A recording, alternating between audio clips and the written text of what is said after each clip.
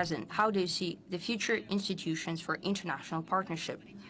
What kind of foundation for parity can Russia propose at the international level? What kind of faces, instruments, and mechanisms we need to find new partners, allies, and friends?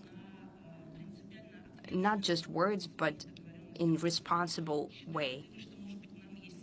Do you think that there is a need for a change, for us to build new approaches in international partnership of the future?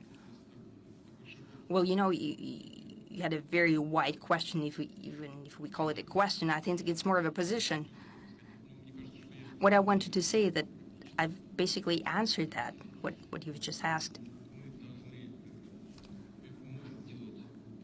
We should and we can highlight the cooperation primarily with the countries who are sovereign in making their fundamental decisions.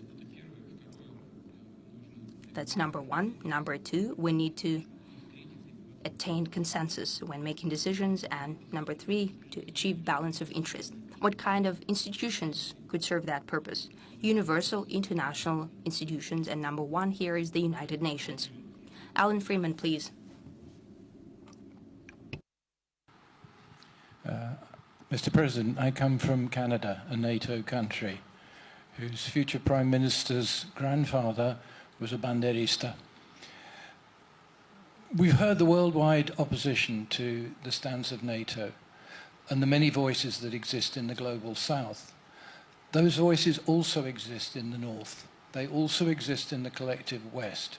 Why don't we hear them? Because they are suppressed. Just look at what happened to Julian Assange. The media, the political elites, the academic elites have mounted an unprecedented campaign which is racist and Russophobic, which intimidates people to prevent them expressing the full extent of their disagreement with what their governments are doing. And so you do not see here the full extent of the opposition that exists in Europe, in Canada, in the United Kingdom. You don't see it. What can we do to build relations between those in the collective West that are fighting what their governments are trying to do, and the support that exists in the global South and in Russia for Russia's courageous actions and position in world politics? Well,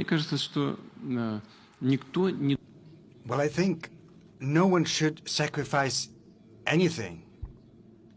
As far as their national interests go, you have to fight for your national interests.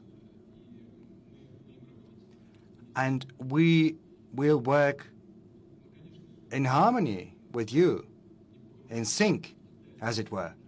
Certainly, we do not know in detail how the political fight is unfolding in the collective West. Something you've just said. You know far better than I do what's happening over there. You know that as far as our opposition goes, special services are working with it. You know how the West is acting.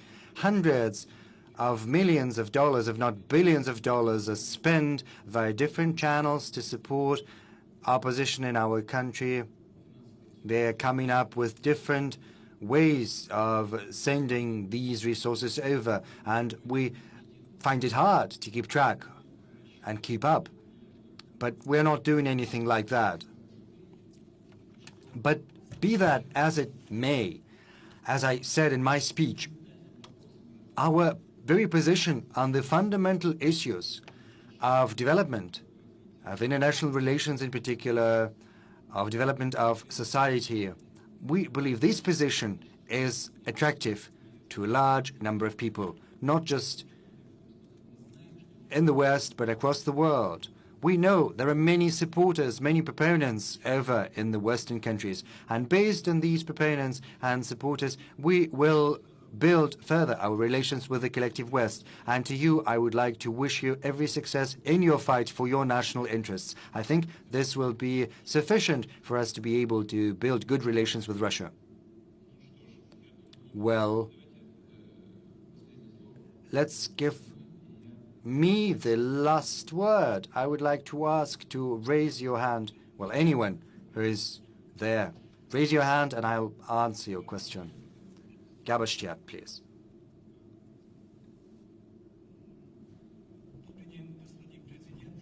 Good evening, Mr. President.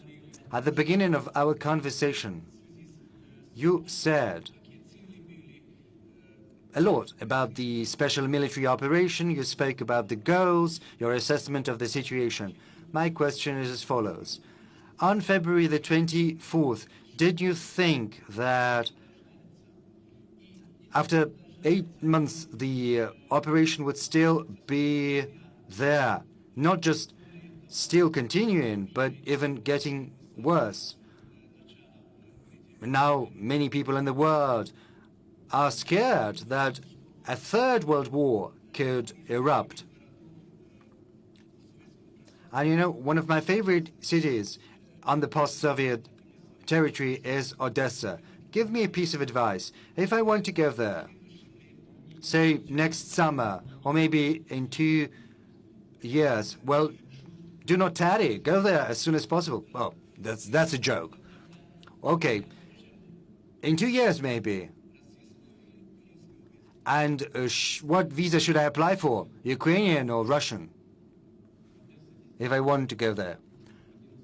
You know, Odessa is truly one of the world's most beautiful cities. As is known, Odessa was founded by Catherine II. And even most extreme nationalists are reluctant, you know, to bring down the monument to the founder of the city. Odessa can be an apple of discord. Or it can be a symbol of conflict resolution. It can serve as a symbol of a solution that can be found to everything that is currently unfolding, but it's not up to us. On many occasions we said that we are open to negotiations. And when I spoke at the Kremlin just some time ago, I said that publicly once again. But the current leaders of the Kiev regime have decided not to pursue talks with Russia.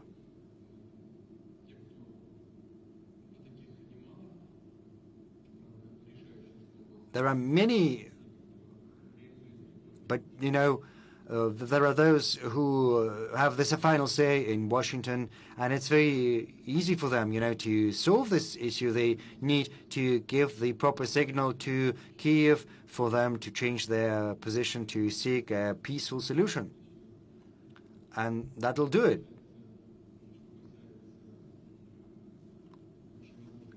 As for your possible voyage to Odessa, jokes aside, I recommend you should go there. It's a good, beautiful city with beautiful traditions and history. It's worth seeing and admiring. Well, when I last was in Odessa, it didn't give me the best impression. You know, the utility sector back then was in disarray. You could see it, judging by the facades of the buildings. It was better at the center, but should you take a step outside the center, it was not as presentable, but still, Odessa is worth looking at. And the last question, yeah. Karlsruhe, Venezuela, we cannot do without it. Well, we would like to give the last question to someone from Russia, probably. Greetings from Venezuela and from President Nicolás Maduro, your friend. You know, right now, about 30% of countries around the world are under some kind of illegal sanctions from the United States.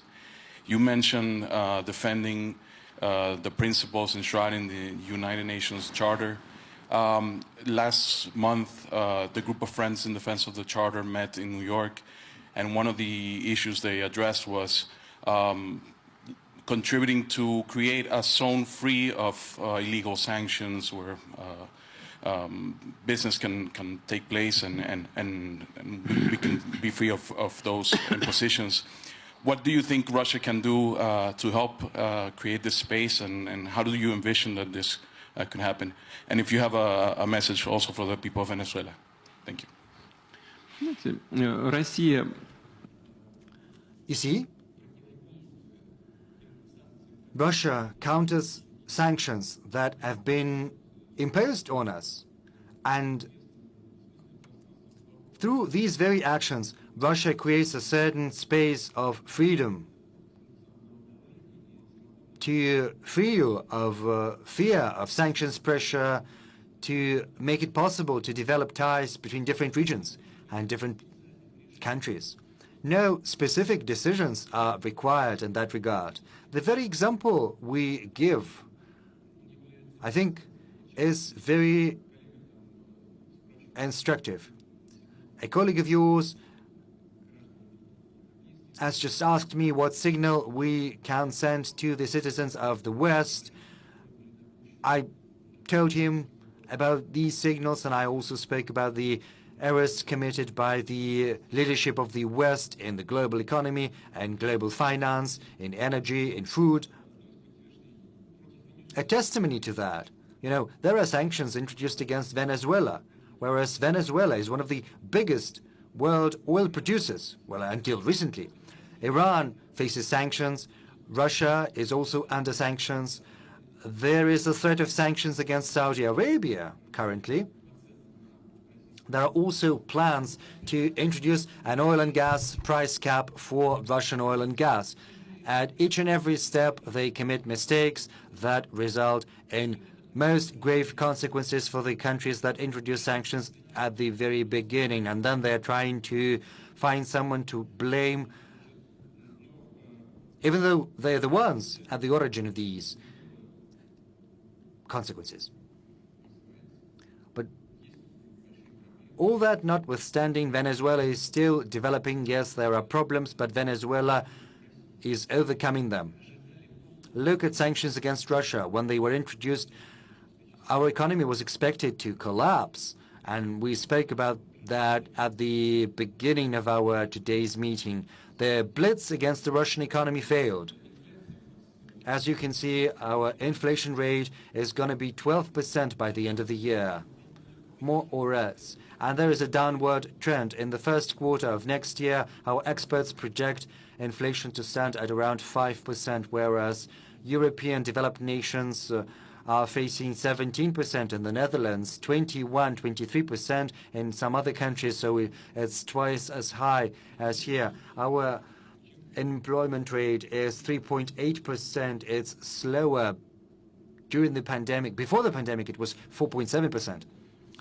The budget deficit next year is projected to be 2%, then 1.4%, and in a year, 0.7%. And it's almost in all Eurozone nations, it's higher. Our public debt is several, by magnitudes, it's smaller than in the US or in the European countries. Yes, this year, our economy is projected to contract by 2.9, 2.8%. Yes, it's going to contract. But the industrial output and the manufacturing will stay at the same level. The construction sector has grown by 5% during the first 8 months of this year, 5.1%. Our agriculture has doubled.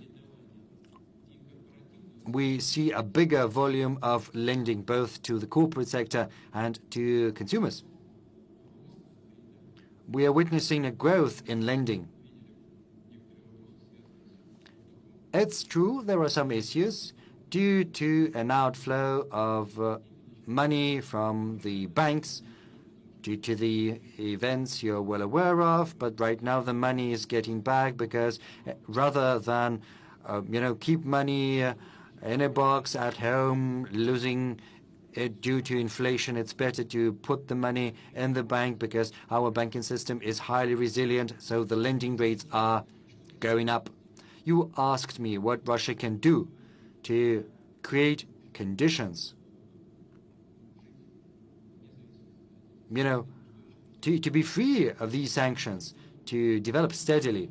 I think it's a good example. We have to band the efforts together, the efforts of those who are all interested in that. We need to achieve agreement and a balance of interest, as I have pointed out on many occasions, and then success will be ours. And I think, we can wrap it up at last. Mr. President, at the outset I said we were expecting you with impatience, and I think we're leaving here satisfied. It'll give us a lot to think about. I sit in this chair, and I think impressions can differ, but I think this is one of our most successful discussions, given the range of topics and the overall ambience. A huge thank you, and we're already impatient to see you next year. I would like to say thank you to our moderator, and I would like to thank all of you for the interest you are showing in the relations with Russia. I refer to our foreign guests, and as far as all the experts of the Valdai Discussion Club are concerned, I would like to say thank you for working on this platform. Indubitably, you make a great contribution, tangible contribution, to the brainstorms that are in such great demand to take decisions at the practical level. A huge thank you to all of you.